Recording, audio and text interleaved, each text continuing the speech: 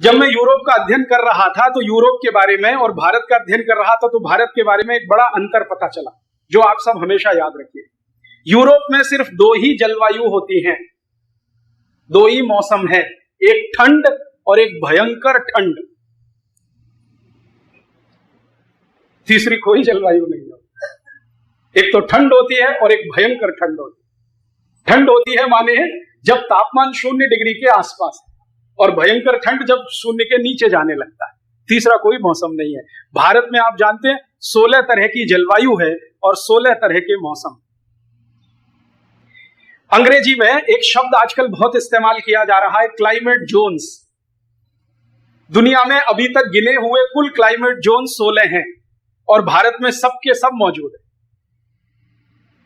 संपूर्ण भारत का प्रवास कर लीजिए तो आपको 16 क्लाइमेट जोन्स दिखाई दे जाएंगे। अगर आपको स्विट्जरलैंड, डेनमार्क, नॉर्वे का क्लाइमेट जोन देखना हो तो आप चले जाइए जम्मू कश्मीर, हिमाचल प्रदेश, उत्तरांचल, आपको दिख जाएगा। अगर अफ्रीका के सहारा रेगिस्तान का क्लाइमेट जोन देखना हो तो चले आइए राजस्थान, वो आपको दिख जाएगा। अगर आपको ऑस्ट्रेलिया, न्यूजीलैंड वाला देखना हो वो हिंदुस्तान के नॉर्थ ईस्ट में दिखाई दे जाएगा। अगर आपको मध्य पूर्व देशों का, सऊदी अरब, बहरीन, कुवैत, ओमान, संयुक्त अरब अमीरात का देखना हो तो वो इसी देश में आपको दिख जाएगा। माने 16 क्लाइमेट जोन देखने के लिए भारत के बाहर जाने की जरूरत नहीं है, सब यहां है। और थोड़ा ज्यादा माइक्रो लेवल पे देखेंगे तो सारे के सारे 16 क्लाइमेट जोन आपको राजस्थान में ही दिखाई दे जाए। सारी दुनिया में भारत की प्रशंसा हो रही है। उसमें एक बहुत बड़ा जो आधार है कि भारत में सभी तरह का मौसम है। और भारत में अगर हम देखें तो राजस्थान में सभी तरह का मौसम। ठंड के दिनों में चुरू देख लो, गर्मी के दिनों में जैसलमेर देख लो, और कभी कभी तो कोटा भी दिखा देता है, 50 डिग्री के आसपास पहुंच जाता है। सहारा रेगिस्तान का तापमान यहां अनुभव आप कर सकते हैं। सबका सब मौसम यहां है। ये कोई भगवान की विशेष कृपा है, वरना यूरोप के देश इसके लिए तरसते हैं। मैंने यूरोप में देखा कि 9 महीने तो सूर्य निकलता नहीं। जो गलती से किसी दिन सूर्य निकल आया तो वो सब पागल हो जाते हैं, और इतने पागल हो जाते हैं कि कपड़े उतार के फेंक देते हैं और नंग धड़ंग खड़े हो जाते हैं सूरज की धूप लेने के लिए और चिल्लाते हैं good morning, good morning, good morning, अच्छी सुबह, अच्छी सुबह, अच्छी सुबह, क्योंकि सूर्य दिख गया। भारत में तो every morning is good morning. आप बताइए कौन सा दिन है जो आपको सूर्य नहीं दिखाई देता? साल में 365 में 4-5 दिन ऐसे आएंगे जो शायद सूर्य दिखाई ना दे, लेकिन पूरे दिन वो भी नहीं। 2-4 घंटे नहीं दिखेगा तो फिर 1 घंटे दिख जाएगा, और 2-4 घंटे नहीं तो फिर 1 घंटे दिख जाएगा। Every morning is good morning. तो हम एक दूसरे को गुड मॉर्निंग क्यों बोले? उनकी तो मजबूरी है कि उनको कोई अच्छी सुबह मिलती नहीं देखने को, तो वो एक दूसरे को विश करते हैं कि गुड मॉर्निंग। लेकिन हमें तो हर सुबह इतनी अच्छी है कि सूर्य की पहली किरण हमारे ही देश में पड़ती है। सारी दुनिया इस बात को जानती है कि सूर्य की पहली किरण भारत में ही पड़ती है, और यह भी है सूर्य की आखिरी किरण भी भारत में पड़ती है। तो जिस देश में सूर्य इतना मेहरबान हो और सूर्य के चारों तरफ सारे देवी देवताएं कृपावान हो, वो देश तो कोई विशेष ही होता है। इसलिए भारत देश में जन्म लेना बड़े पुण्य का काम माना जाता है, बड़े भाग का काम माना जाता है। हमारे यहां किसी महान व्यक्ति ने कहा, बड़े भाग मानुष तन पावा। आपके बड़े भाग्य हैं जो मनुष्य जीवन मिला, और उससे भी बड़ा भाग्य है कि भारत में जन्म मिला, जहां देवता भी तरसते हैं जन्म लेने के लिए, तो मनुष्य के रूप में ही आना पड़ता है। शायद यही कारण होगा। साल के 365 दिन सूर्य, साल के 9 महीने प्रकृति चक्र का चलना, पानी का वाष्पीकरण होना, वाष्पीकरण का संघनन होना, संघनन से बारिश होना, समय से बारिश होना, हर मौसम समय से आना। हमें मालूम है कि ये महीने के बाद ये आ जाएगा, ये महीने के बाद ये आ जाएगा। इतनी हमारे जीवन में मौसम की निश्चिंतता है जो दुनिया के किसी देश में। अमेरिका और यूरोप के नागरिकों से बहुत बार संवाद करते हुए मुझे जो बार बार सुनने को मिला है वो पता है क्या है? वो कहते हैं यूरोप और अमेरिका में 3 W अनिश्चित हैं जिन पर कभी भरोसा नहीं होता। एक तो है वेदर, कभी भरोसा नहीं। क्योंकि निश्चित ही नहीं है। दूसरा है वाइफ, कुछ पक्का नहीं है, सवेरे आई है शाम को चली जाएगी, सवेरे शादी हुई है शाम को तलाक हो जाएगा। यूरोप में ऐसे बहुत नागरिकों को मैं जानता हूं जिनकी 25 शादियां हुई, 30 शादियां हुई, 35 शादियां हुई, फिर भी संतुष्ट नहीं, कहते एक आध और कर ले। वाइफ नहीं है माने पक्का नहीं है, सवेरे है शाम को रहेगी, पक्का नहीं है। तो वेदर, वाइफ, और तीसरा है वेल्थ, धन संपत्ति का पक्का नहीं है। आज सवेरे आप करोड़पति थे, शाम को नैस्डैक गिरा तो रोडपति हो जाए, कंगाल हो जाए, भिखारी हो जाए। भारत में ये तीनों ही निश्चित है, वेदर भी निश्चित है, वाइफ भी निश्चित है, वेल्थ भी निश्चित। वेदर तो इतना निश्चित है जिसकी कोई कल्पना नहीं है। हम आंख बंद करके छोटे बच्चों को ये कहते सुनते हैं, ये रे पाऊसा तुला दे तो पैसा, पैसा झाला खोटा, पाऊस आला मोटा। ये मराठी की एक कविता है। बच्चे गाते हैं महाराष्ट्र में बारिश आओ जल्दी आओ, और वो उनको मालूम है किस महीने में गाना है, और ज्यादातर बच्चे गाते हैं उसके 2-3 दिन में बारिश आ जाती, क्योंकि उनको समय का पूरा ध्यान है कि ये समय है, अब बारिश आने वाली है, गाओ। हमारे देश में मौसम की इतनी निश्चिंतता है कि मैं भारत में 3 लाख किलोमीटर का प्रवास कर चुका हूं पिछले 10-12 वर्षों में। छोटे छोटे गांव में ऐसे लोग मैंने देखे हैं, वो बादल की तरफ देखेंगे, राजीव भाई 10 घंटे में बारिश आएगी। मैं कहता हूं यार तुम्हारे पास कोई सैटेलाइट है क्या? ये कैसे तुमने बता दिया 10 घंटे में बारिश आएगी? वो कहते हैं जी सैटेलाइट क्या होता हमें नहीं मालूम, लेकिन ये बादल का रंग देख के हमें मालूम है कि 10 घंटे में आएगी कि 15 घंटे में आएगी या नहीं आएगी। और हमारा करोड़ों करोड़ों रुपए का सैटेलाइट हर रोज फेल होता है। वो बोलता है कि आज कोटा में 24 घंटे मूसलाधार होगा, आज दिन में एक बूंद भी नहीं गिरी है।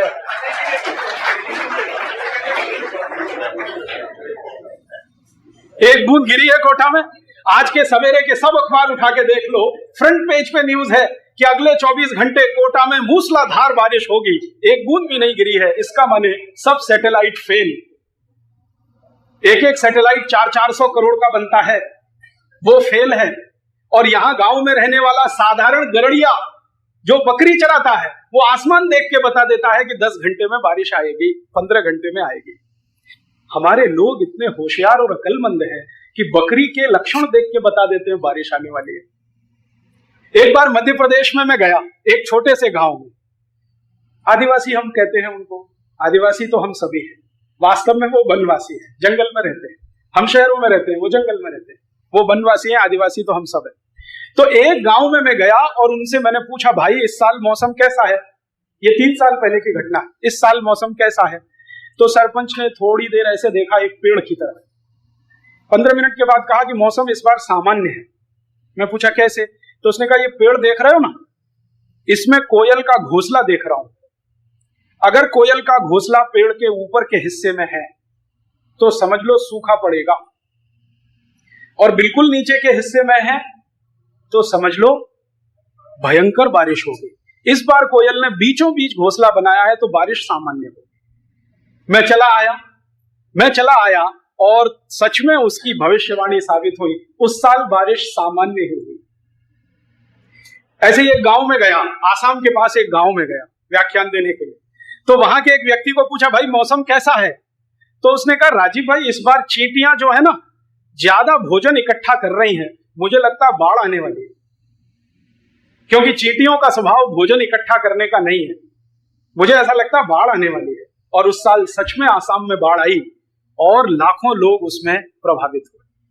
हमारे लोगों को इतना हुनर और ज्ञान कि चींटी को देख के बता दें कि बारिश कैसी होगी, पक्षियों के घोंसले देख के बता दें बारिश कैसी होगी, जानवरों के व्यवहार का परिवर्तन देख के बता दें बारिश कैसी होगी। इसका अर्थ एक ही है कि यहां मौसम बहुत निश्चित है, और जब हर चीज निश्चित होती है तो सिम्टम्स परफेक्ट होते हैं, उसमें वेरिएशंस नहीं। यूरोप में ऐसा कुछ भी निश्चित नहीं है। वेदर तो बिल्कुल निश्चित। भारत और यूरोप का अंतर अभी शुरू हो रहा है। वेदर बिल्कुल निश्चित नहीं। वाइफ, यूरोप में तो वो सोच ही नहीं सकते हैं कि एक पत्नी के साथ कभी एनिवर्सरी मनाने को मिले। हाँ, आपको सुनकर ताज्जुब होगा, यूरोप में ये जो मैरिज एनिवर्सरी है ना, ये इस बात के लिए है कि आपको बड़ी शुभकामनाएं कि एक के साथ साल भर टिक गए आप, साल भर टिक गए, बड़ी भारी शुभकामनाएं। नहीं तो साल भर भी कोई टिकता नहीं एक के साथ। और यूरोप में अगर आप कुल जनसंख्या को जोड़ेंगे, परिवारों को जोड़ेंगे, तो मुश्किल से 1 या 1.5% लोग हैं जिनकी सिल्वर जुबली हुई है 25 साल, 1-1.5%।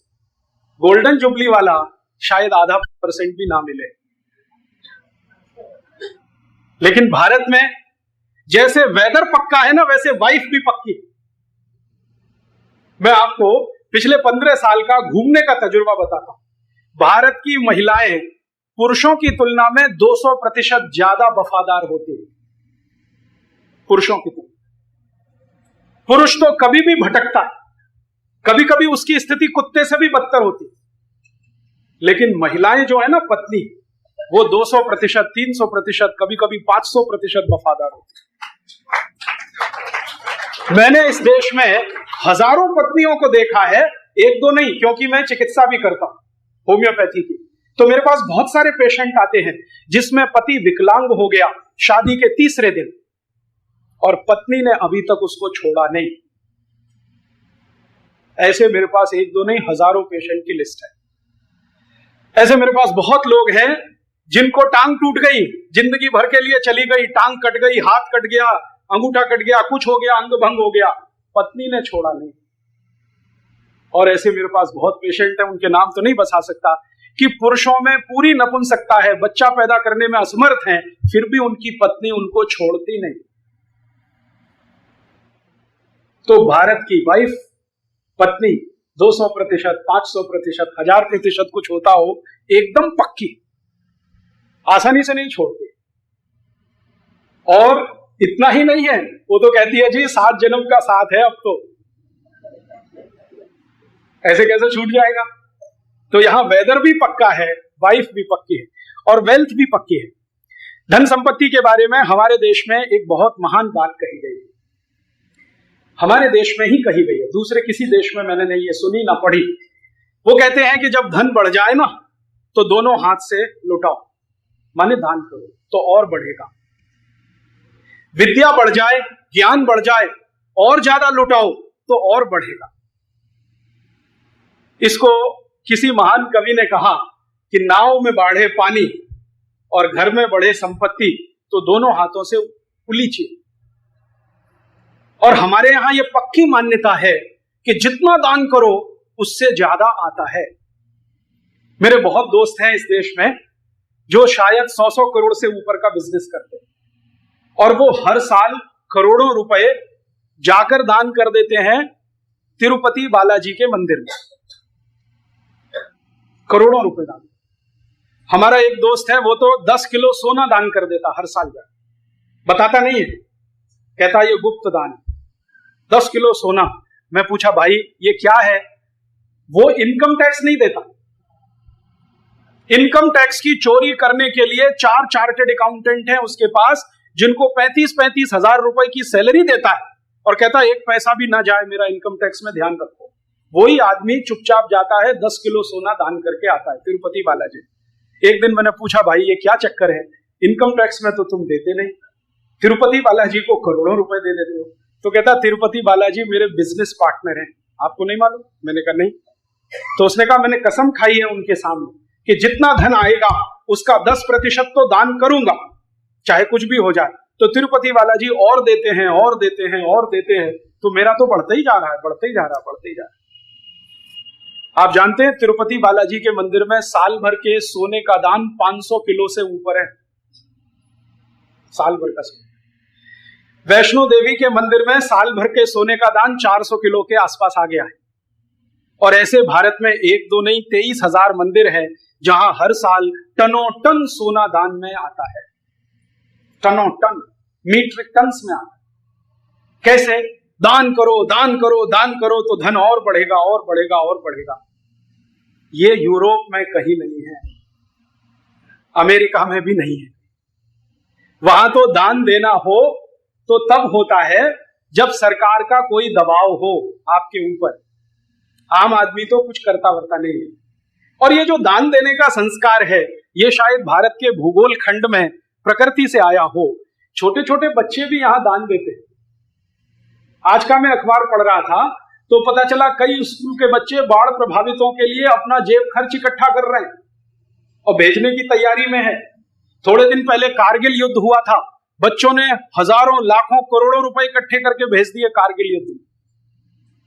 तो बच्चों को बचपन से ये संस्कार है, शायद हमारे ये खून में है या हमारे डीएनए में है। हमारा जेनेटिक मटेरियल ऐसा है जो बिना दान दिए हमको संतोष ही नहीं होता। और शायद ये पूरा देश दान से ही चलता है, सरकार नहीं चलाती इस देश। सरकार तो जितनी संस्थाएं चलाती हैं सब घाटे में है और दान से चलने वाली सब संस्थाएं फायदे में। आप देख लो इस देश कहीं भी जो मंदिरों को संस्थाएं चला रही हैं एकदम चाक चौबंद है, 24 घंटे भोजन प्रसाद मिलता है। जो मंदिर सरकार के खाते में गया पीने को पानी भी नहीं मिलेगा। आप जानते हैं कितने गुरुद्वारे हैं जो 24 घंटे लंगर खिलाते हैं इस देश। इस देश में 23,80,000 से ज्यादा मंदिर हैं कुल भारत में। इन सभी मंदिरों में अधिकांश मंदिर दान से चलते हैं, सरकार किसी मंदिर को नहीं चलाती। हाँ, हमारी निकम्मी और बेईमान सरकार है, मंदिरों में आए हुए दान पर झपट्टा मारने के लिए तो तैयार बैठी रहती है, अपने खजाने से एक पैसा उसमें नहीं देती। ऐसी स्थिति हमारे देश में है। तो यहाँ वेल्थ का तो चक्कर ही दूसरा।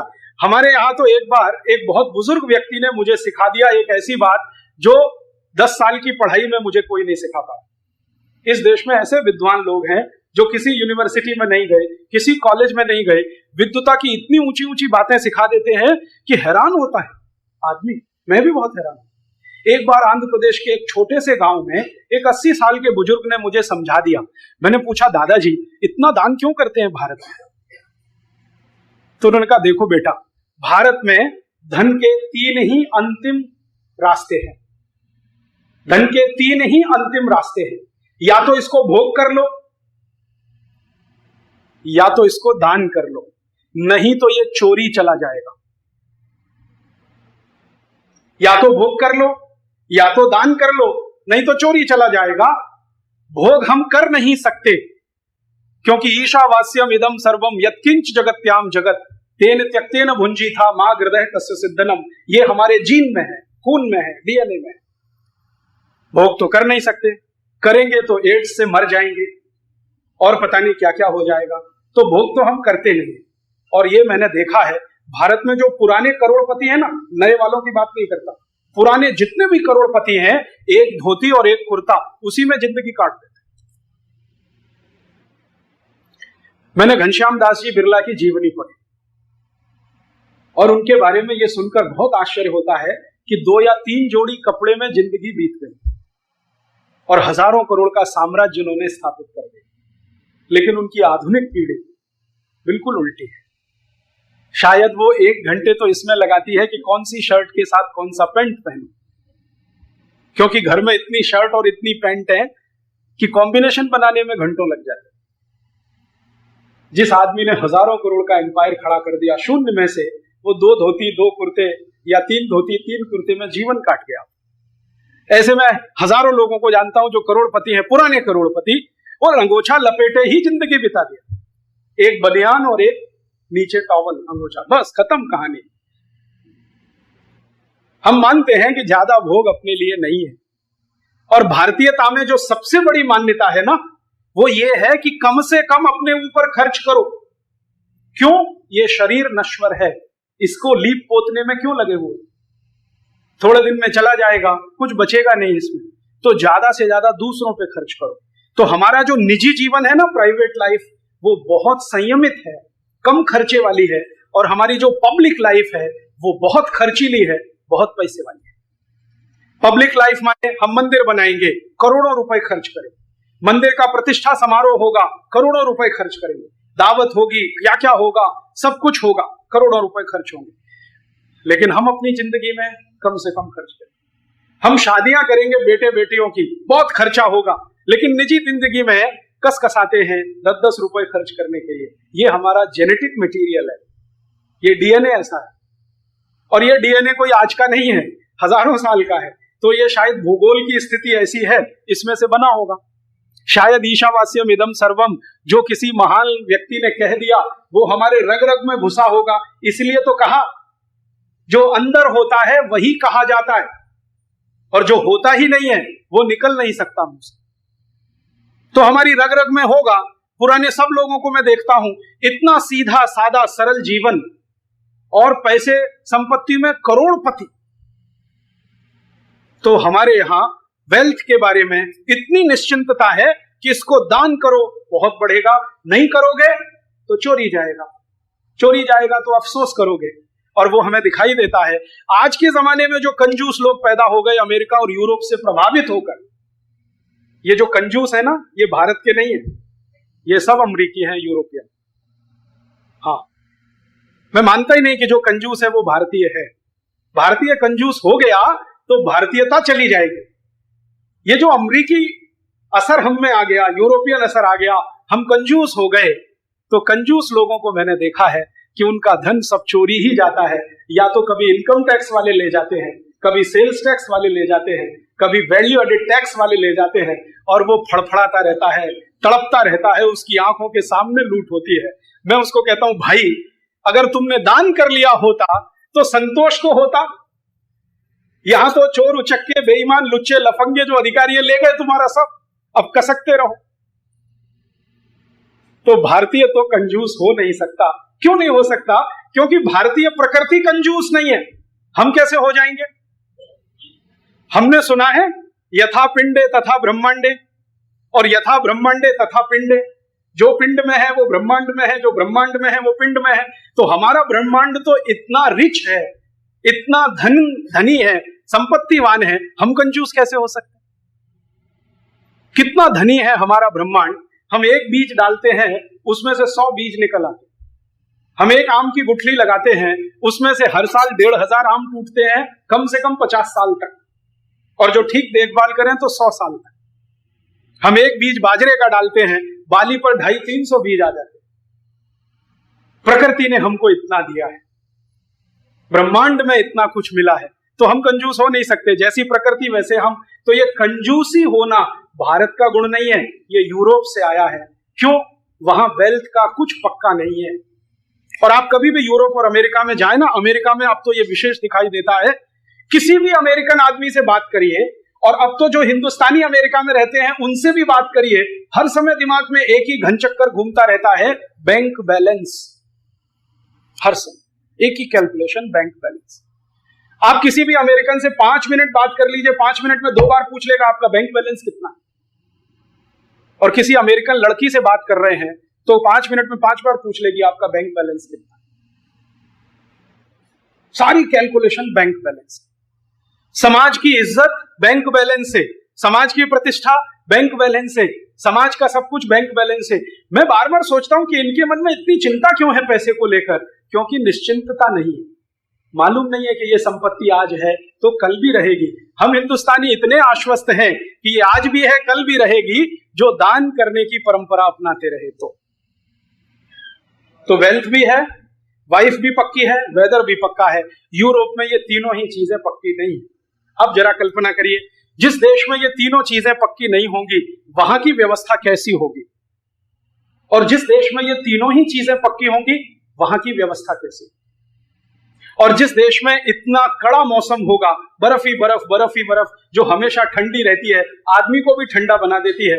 कुछ वैज्ञानिकों ने सिद्ध किया है कि ज्यादा ठंड में रहने वाले लोगों को कोमलता नहीं रहती मन में और शरीर में भी।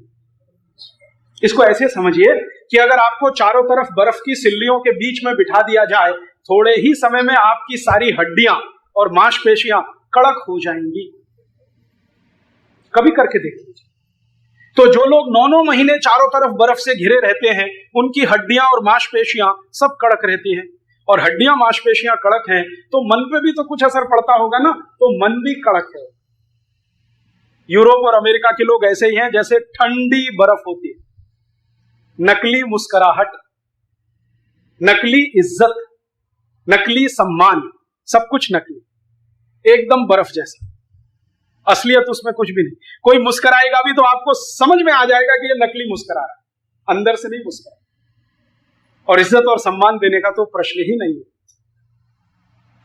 अब ये जो इलाके में रहने वाले लोग हैं, इनका निजी जीवन कैसा है, दो तीन छोटी छोटी बातें बताता हूं। यूरोप का एक बहुत बड़ा फिलोसोफर, उसका नाम रूसो, रूसो की ऑटोबायोग्राफी मैंने बार बार पढ़ी। वो उसमें लिखता है कि मेरी जिंदगी में 5 बच्चे हुए। इसको ध्यान से सुनना। रूसो माने आज से लगभग 200 सवा 200 साल पहले का व्यक्ति और उस जमाने की व्यवस्था का प्रतिनिधि। तो आज से 200 साल पहले का यूरोप कैसा है, इसका अंदाजा आप लगा सकते हैं। रूसो कह रहा है कि मेरे 5 बच्चे हुए, उसमें से 4 मैंने लावारिस छोड़ दिए, एक को पाला, एक को ही रखा घर में, 4 को छोड़ दिया। फिर आगे लिखता है कि 4 को छोड़ा कहां, तो कहता है कि जब मेरा पहला बच्चा हुआ तो मैं अपनी पत्नी के पास नहीं था। आप जरा सुनना इसको ध्यान से। मैं मेरी पत्नी के पास नहीं था और मेरी इच्छा नहीं थी कि वो बच्चा पैदा हो, लेकिन मेरी पत्नी ने कर दिया, तो मैंने उसको घर के बाहर टोकरी में रख दिया, कुत्ते उसको खा गए। पहला बच्चा। रूसो लिख रहा है कि दूसरा बच्चा जब पैदा हुआ तो मैंने उसको चर्च में छोड़ दिया और अब वो अनाथों की तरह पल रहा है। तीसरा बच्चा हुआ तो किसी फादर को दे दिया बैप्टिज्म करने के लिए। चौथा हुआ, उसको भी घर के बाहर फेंक दिया, भेड़िया खा गया। 5वां कहता है मैंने मेरे साथ रखा है। और ये बात जब रूसो लिख रहा है, द ग्रेट यूरोपियन फिलोसोफर, तो अंत में वो कहता है कि मैंने जो कुछ किया वो यूरोप की परंपरा के हिसाब से किया, क्योंकि यूरोप में 2500 साल से यही परंपरा चल रही है। क्या परंपरा चल रही है? बच्चों को लावारिस छोड़ना। घर के बाहर बच्चा पैदा हुआ, घर के बाहर टोकरी में रख दिया, कुत्ता खा जाए, भेड़िया खा जाए, कोई जानवर खा जाए। बच्चा पैदा हुआ, घर के बाहर रख दिया, कोई चर्च के व्यक्ति की निगाह पड़ गई, उठा ले गया, चर्च में दान कर दिया, तो लावारिस की तरह से पलने लगा। बच्चा पैदा हुआ तो बाहर छोड़ दिया। ये चक्कर क्या है? 2500 साल ये परंपरा यूरोप में चली। कारण क्या? बच्चों को लावारिस छोड़ना। तो रूसो कहता है कि बच्चे पति पत्नी के आनंद में बाधक हैं, इसलिए इनको रखना अच्छा नहीं है। पति पत्नी का आनंद माने शारीरिक आनंद, तो शारीरिक आनंद में बच्चे बाधा हैं, इसलिए इनको रखना अच्छा नहीं है। तो वो कहता है कि हमारी परंपरा में और मान्यता में शारीरिक आनंद ही सब कुछ होता है, बाकी दुनिया में कुछ नहीं होता। फिर अंत में वो कहता है कि ये शारीरिक आनंद की जो फिलॉसफी है वो मेरी नहीं है, मेरे गुरु प्लेटो की है। और प्लेटो रिपब्लिक में लिख रहा है कि हर मनुष्य को जीवन का आखिरी उद्देश्य है आनंद की प्राप्ति, और वो आनंद कौन सा? शरीर का। तो शरीर के आनंद की प्राप्ति जीवन का चरम उद्देश्य है। बच्चे अगर उसमें रुकावट हैं तो उनको घर में रखना नहीं है, छोड़ देना है। ये मान्यता और परंपरा यूरोप में 2500 साल चली है और यूरोप अपने आप को महान कहता है। अब मजे की बात है कि ये जो परंपरा उनके यहाँ 2500 साल चली, बच्चों को लावारिस छोड़ना, तो प्लेटो ने भी अपने बच्चे लावारिस छोड़े, अरस्तु ने भी छोड़े, लेबिनिज ने भी छोड़े, देकार्ते ने भी छोड़े। प्लेटो ने तो 4 शादियां की थी, चारों शादियों से जितने बच्चे हुए 12, सबको लावारिस छोड़ा उसने। उन्होंने कहा बच्चा रखना ही नहीं है, ये हमारे तो गलती से आया, हमने नहीं लाया, हम तो कुछ मजा ले रहे थे, एक्सीडेंटल हो गया, अब इसको रखना थोड़ी है, छोड़ दो इसको। तो इन छोड़े हुए बच्चों को संभालने के लिए वहां के राजाओं ने और सरकारों ने कुछ संस्थाएं खड़ी की हैं जिनको कॉन्वेंट कहा जाता है। अंग्रेजी का एक शब्द है CONVENT, कॉन्वेंट। कॉन्वेंट का माने है लावारिस बच्चों का स्कूल।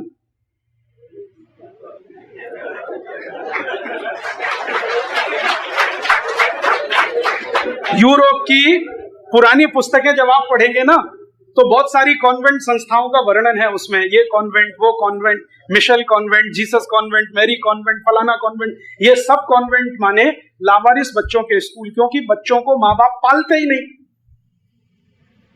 अब उनको तो कहीं ना कहीं रखना है, या मर जाए, जानवर खा जाए तो ठीक ही है, अगर बच गए जानवरों से तो कुछ तो करना है। तो सरकार उसकी व्यवस्था करती है या राजा व्यवस्था करता है। उस व्यवस्था की संस्था का नाम है कॉन्वेंट। कॉन्वेंट का अर्थ है लावारिस बच्चों का स्कूल, जहां पर ऐसे बच्चे पढ़ते हैं जिनके माता पिता का पता नहीं। अब होता क्या है कि कॉन्वेंट में जो बच्चे पढ़ते हैं उनको माँ बाप तो मालूम नहीं है, लेकिन माँ बाप के बारे में एहसास कराना है तो कॉन्वेंट में पढ़ाने वाले जो अध्यापक होते हैं उनको मदर, फादर, ब्रदर और सिस्टर कहते हैं। कोई टीचर नहीं कहता ये मेरे फादर हैं, ये मेरी मदर है, ये सिस्टर है, ये ब्रदर है, क्योंकि असली नहीं है तो नकली से ही काम चला। अब इस गहराई को जरा समझिए कि जिस यूरोप में 2500 साल बच्चों को घर में पाला नहीं जाता, उनको कॉन्वेंट में रखा जाता है, इसलिए वहां मदर, फादर, सिस्टर और ब्रदर होते हैं।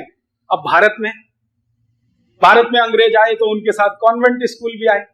अब वो गली गली, चौराहे चौराहे खुल गए हैं। यहां तो ऐसी विचित्र स्थिति है, बजरंगबली कॉन्वेंट स्कूल। हाँ, दिखाऊं आपको, चलिए मेरे साथ। सरस्वती देवी convent school, Santoshi Mata convent school, भगवान भला करे इन सब लोगों का, महावीर स्वामी कॉन्वेंट स्कूल अभी बंबई में खुल गया, बेंगलोर में खुल गया और जैन लोगों ने खोला महावीर स्वामी कॉन्वेंट स्कूल। महावीर स्वामी का इस कॉन्वेंट से क्या लेना देना है? बजरंगबली का इस कॉन्वेंट से क्या लेना देना है? संतोषी माता का ये कॉन्वेंट से क्या लेना देना है? बिना सोचे, बिना अकल हम ये जो करते हैं ना। अब कॉन्वेंट वहां तो इसलिए है कि बच्चे पालते नहीं, तो कोई तो संस्था चाहिए, तो उसके लिए कॉन्वेंट है। हमारे हिंदुस्तान में कौन ऐसे परिवार हैं जो अपने बच्चों को लावारिस छोड़ते? जरा ढूंढिए, कोटा में कितने? गलती से अगर किसी बच्चे के माँ बाप का देहांत हो जाए कम उम्र में, तो उसके चाचा चाची, ताऊ ताई, मामा मामी, मौसा मौसी, बुआ फूफा सब तैयार हैं उसको रखने के लिए। यहां तो कोई अनाथ होता नहीं, यहां तो कोई लावारिस होता नहीं। और जिस देश में अनाथ और लावारिस नहीं है, वहां कॉन्वेंट स्कूल क्यों है? परिणाम अब जानते हैं क्या हो रहा है? हमारे बच्चे कॉन्वेंट में जाते हैं तो उनको तो अंग्रेजी परंपरा से मदर फादर ही सिखाया जाता है कि देखो ये जो व्यक्ति है ना, ये फादर है, ये मदर है, एक घर में है असली, दूसरा है नकली। और भारतीय परंपरा पता है क्या है? हमारी परंपरा है कि एक बच्चे की दो माताएं तो हो सकती हैं, बाप दो कभी नहीं होते। भगवान कृष्ण की दो माताएं, एक ने जन्म दिया, एक ने लालन पालन किया। भगवान राम ने जिंदगी भर अपनी 3 माताओं को माना। एक तो जन्म देने वाली कौशल्या माता, बाकी केकई और सुमित्रा को भी मां के समान ही माना। इस देश में जितनी आप पुरानी बातें उठाएं, हर जगह 2 माताएं 3 माताएं मिल जाएं, बाप किसी के 2 नहीं, क्योंकि 2 बाप हमारे यहां अच्छे नहीं माने जाते। माताएं हो सकती है, बाप अच्छे नहीं माने। एक धाई माँ होती है, एक असली माँ होती है, बाप 2 नहीं होते। और अंग्रेजी में जिन बच्चों के 2 बाप होते हैं उन्हीं को बास्टर्ड कहते हैं। एक अंग्रेजी शब्द सुना है, BASTARD, बास्टर्ड, माने जिस बच्चे के 2 या 2 से अधिक बाप, वो है बास्टर्ड। तो हमने अपने सब बच्चों को भेज दिया है कॉन्वेंट में बास्टर्ड होने के लिए, और बड़े गर्व से कह रहे हैं, देखो मेरा बेटा फलाने कॉन्वेंट में, मेरी बेटी ढिमाके कॉन्वेंट में, मैं बड़ा अच्छा हूं। बास्टर्ड बना रहे हैं अपने बच्चों। अच्छे क्या है? अगर सोच समझ के अकल के साथ ये किया होता कि यूरोप में तो कॉन्वेंट इसलिए चलते हैं कि बच्चे लावारिस हैं, यहां तो कोई लावारिस नहीं है, फिर भी हम चला रहे हैं। ये है भारत और यूरोप का खिचड़ी हो जाना। ना तो हम भारतीय रह पाए, ना अंग्रेज बन पाए, खिचड़ी हो गए।